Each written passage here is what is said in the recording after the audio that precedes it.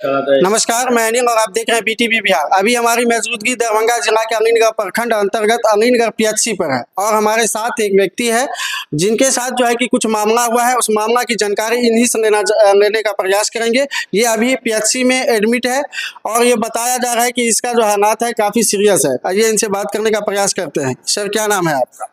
मोहम्मद मुजाहिद। Sir, क्या हुआ था आपके साथ?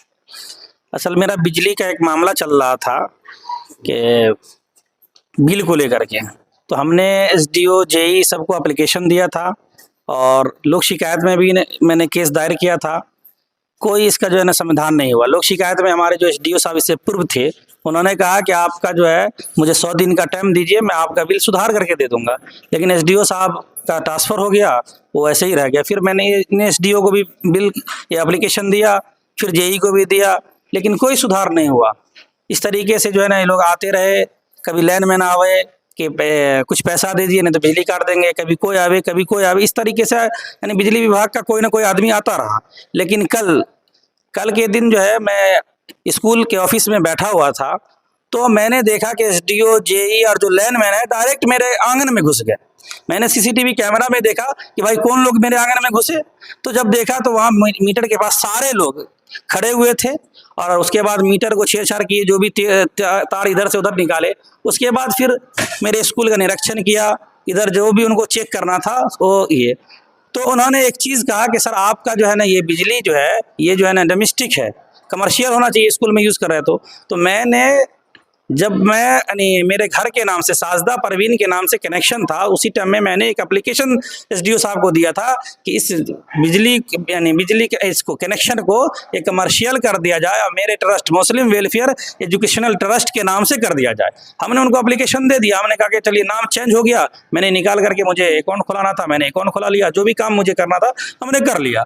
उसके बाद फिर कल एसडीओ साहब जब आए तो बोलने लगे कि आपका जो है ना डोमेस्टिक है, तो आप इसको जो है ना कमर्शियल करवा लीजिए। हमने कहा ठीक है।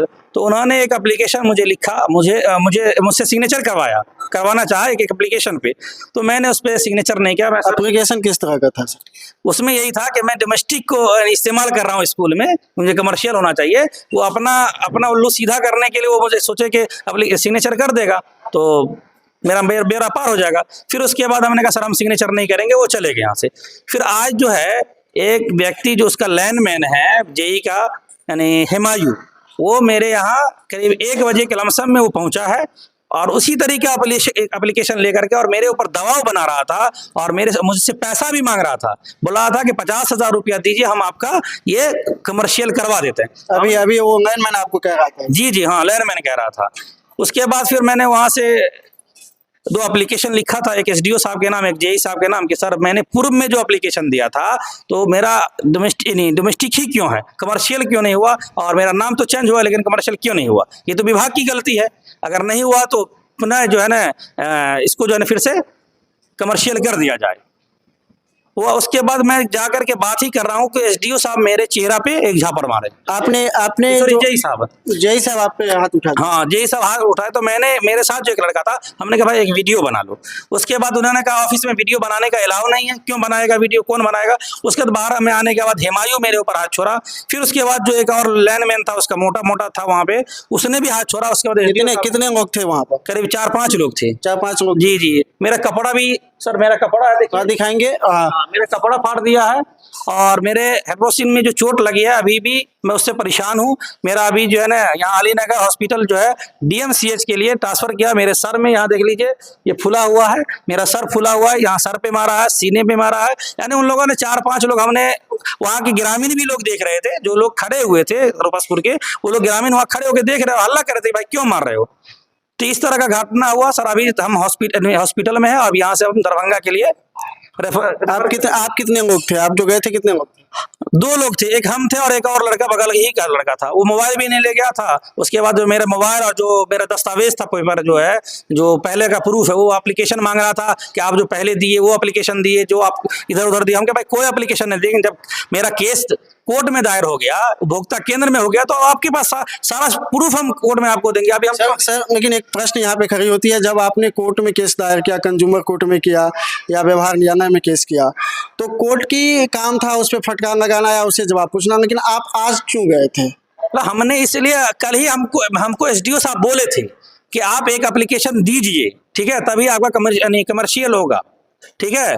तो हम उसी वे पे चले गए थे और उसके बाद हुमायूं भी आया था कि आपको जेई साहब बुलाए हैं, आप एप्लीकेशन लेके जेई साहब के यहाँ आप जाइए, ठीक है। तो हम वो भी पहुंचा और हम भी पहुंचा। उन लोगों का ये पता नहीं क्या तैयारी थी मेरे साथ। उसके बाद जेई साहब बोले डंडा लाओ, इसको मार के फेंक दो, ये कर दो, वो कर दो, इसको बर्बाद कर दो, ना जाने मेरे ऊपर समझिए ना कि नहीं, इससे पहले भी जो है ना आदमी को भेजता था कि नहीं 1.5 लाख में 1 लाख कुछ रुपया मैनेज कर लीजिए, 1.5 लाख रुपया दे दिए, बहुत सारी तरह। सर मैं स्कूल चलाता हूँ और मैं एक संस्था चलाता हूँ, ये लोग बार बार आकर के मेरे साथ जो है दुर्व्यवहार करते हैं और बच्चे रहते हैं स्कूल में, मेरी फैमिली आंगन में। कल तो सबसे बड़ी बात है कि सर ये लोग पूरी टीम मेरे आंगन में घुस गए, जबकि मुझे इससे पहले कोई नोटिस नहीं किया था। आपको कोई नोटिस नहीं किया था, फिर आपके आंगन घुस गए?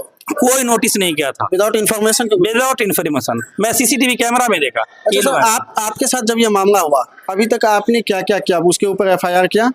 हमने अभी हमने बड़ा बाबू को फोन किया, हमने एप्लीकेशन अभी जो है ना भिजवा दिया। मैं इस स्थिति में नहीं हूँ कि मैं थाना पे जाऊँ। मैं अब तो अभी जब हॉस्पिटल अभी जा रहा हूँ, मैंने एप्लीकेशन एफआईआर के लिए मैंने एप्लीकेशन थाना में भेज दिया और मैं अभी डीएमसीएच जा रहा हूँ। अच्छा, थाना में एप्लीकेशन आप दे दिए? जी जी सर, मैंने भिजवा दिया है अपने आदमी। कितने लोग पे आप एफआईआर किए? मैंने उसके अभी फिलहाल जो है ना इस एप्लीकेशन में मैंने 4 लोगों के ऊपर एप्लीकेशन किया। 4 लोगों, इसमें मुख्य आरोपी कौन है? आज के इसमें जो है ना जेई है, हुमायूं है, ठीक है, रंजीत कुमार मुखिया है, और कल के इसमें जो वो लोग आए थे उसमें एसडीओ है, जेई है, उसके बाद जो है यानी रंजीत कुमार है, उसके बाद उद्योग और लोग थे जो उनके साथ थे, मैंने उसको भी डाला है।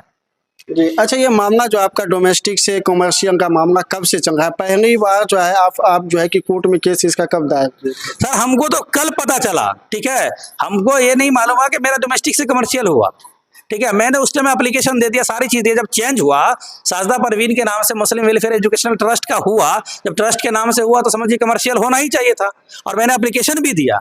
उसके बाद बिल आता रहा, मैंने जमा करता रहा, समझे ना। उसके बाद मेरे ऊपर जो है ना बहुत सारा दबाव बनाया, हुमायूं जा करके, उसके बाद रंजीत जा करके काट देंगे, फला कर देंगे। हमने कहा कि भाई लिखित में जवाब दे दीजिए।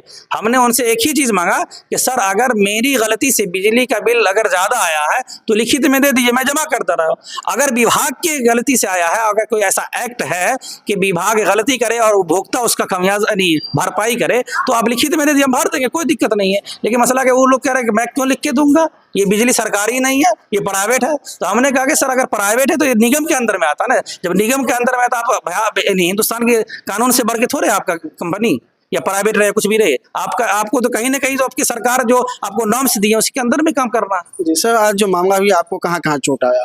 सर मेरे सर में चोट है, मेरे सीने में चोट है, मेरे कमर में चोट है, और पैर में चोट है, हेड्रोसिंग में चोट है। जी। तो आप लास्ट में प्रशासन से क्या कहना चाहेंगे, या उसके ऊपर किस तरह की कार्रवाई होनी? हम तो बिहार के मुखिया से कहेंगे कि सर ऐसे भ्रष्ट लोगों को और ऐसे गलत लोगों को आप फौरन सस्पेंड कीजिए, उनको नौकरी से हटाइए, ताकि पब्लिक के वो नौकर है, पब्लिक उसकी नौकर नहीं है कि जो जब भी ऑफिस में जाइए तो गाली गलौज यानी मुंह करके। मैंने उसके लिए भी बहुत कोशिश किया कि सर किसी तरीके से इसको मामला सॉल्व किया जाए, लेकिन ये लोग गुंडागर्दी पे उतरे हुए हैं। कह दिया है कि हम आपको बर्बाद कर देंगे, जैसे भी हो मैं आपको बिजली विभाग से केस करवा के आपको बर्बाद कर दूंगा। आपको यहाँ से रेफर कर दिया गया एटीएम से? जी, मैं रेफर कर दिया गया है, ये पर्चा है। अभी हम दरभंगा के लिए निकल रहे हैं सर। ये देख सकते हैं, ये अभी पीएचसी में एडमिट है और इनको जो है कि रेफर डीएमसीएच के लिए किया गया है। इनका हालत गंभीर है, जिनका पर्सनल पार्ट में भी चोट आई है। ये बता रहे हैं कि इसको हाइड्रोसिल में जो है गंभीर चोट है, और इसका स्थिति जो ये बता रहे हैं कि जो काफ़ी नाजुक है। और ये जो है कि जेई के पास गए थे आवेदन देने के लिए। ये बता रहे हैं कि जो डोमेस्टिक से कमर्शियल का मामला था जो लगातार कई वर्षों से चल रहा था। कितने दिन से सर ये मामला चल रही थी? सर हम तो करीब जो है ना 18 शायद ऐसे ही 18 है कि हमने करवाया। और हमने जैसे जैसे बिजली बिल कभी 1500 भी आया, कभी 1300 भी आया, कभी 1400 भी आया, तो जैसे जैसे आया दिया और उसी टाइम में सर मैंने जमा किया, कोई ऐसा मामला नहीं रही। यानी 18/8/2022 को जब ये मामला हुआ कि एक बैग जो है ना मैं जमा किया हूँ 385 रुपया पेफोन से, और उसके बाद जो है ना 2 बजे जो है 40,538 रुपया का बिल दे रहा है उसी दिन उसी दिन सेम डेट में। तो हमने उनसे पूछा कि सर 5-6 घंटा में 40,000 का बिल कैसे आ गया? तो कहता है कि तुमको बिजली जलाना है तो जमा करना पड़ेगा, अदरवाइज नहीं तो बिजली काट लो। तो आप समझ सकते हैं इनको जो है कि ये बता रहे हैं 2018 से ये मामला लगातार जो है कि कोर्ट से लेकर अधिकारियों के बीच में ये चल रहे थे, और ये लगातार आवेदन भी दिए हैं, केस भी किए थे, कंज्यूमर कोर्ट में भी केस किए थे। उसके बाद जो है कि आज ये जेई से जाके मिले, जबकि ये बता रहे हैं कि एसडीओ के कहने पे हमने आवेदन देने गया था, कि जो एक आवेदन था वो आवेदन देने गया था, वो आवेदन एक्सेप्ट भी नहीं किया और इन पे अटैक किए। ये बता रहे हैं कि जेई के साथ 3-4 लोग थे और वो 3-4 लोग इन पे अटैक किए, इनको गंभीर चोट आई है, ब्रेन में चोट है, ये दिखाए हैं, जैसे कि इनका जो इंटरनल पार्ट है वहाँ भी चोट है और कुछ पर्सनल पार्ट में भी चोट आई है। इनका कहना है मुखिया से, मुखिया मीन्स बिहार के मुखिया से, जो इस तरह के भ्रष्ट अधिकारियों पे कार्रवाई हो। और सही बात है कि जो आप देखिएगा जो बिजली विभाग के जितना भी अधिकारी है ना, उनकी बातें जो है काफ़ी काफ़ी दबंगई की तरह होता है। जैसे कि लगातार तरह तरह की कंप्लेन आती है, सरकार वहाँ स्मार्ट मीटर लगाने का बात कर रहे हैं, और यहाँ पे जो अभी जो डोमेस्टिक और कमर्शियल की बात है उस पर भ्रष्टाचार चल रहा है। कहाँ का ये न्याय है? कहीं ना कहीं ये जो है कि फ्रंटेड सरकार का भी है और यहाँ पे बैठे हुए सिस्टम में बैठे हुए अधिकारियों का भी है।